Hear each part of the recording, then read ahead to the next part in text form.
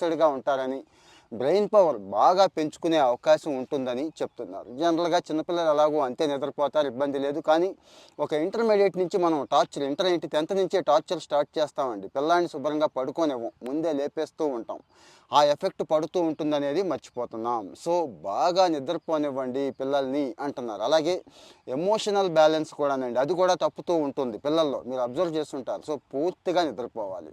మరి నిద్రపోయేటప్పుడు హాయిగా పడుకోవాలంటే ఏం చేయాలి? రాత్రి పడుకునే ముందు మంచి మసాలా మూవీస్ చూసినా, లేకపోతే మీకు తెలుసు కదా వీడియో గేమ్స్, అలాగే మనలో ఉద్రేకాన్ని పెంచేవి చూస్తే నిద్ర ఎక్కడ పడుతుందండి? పట్టదు.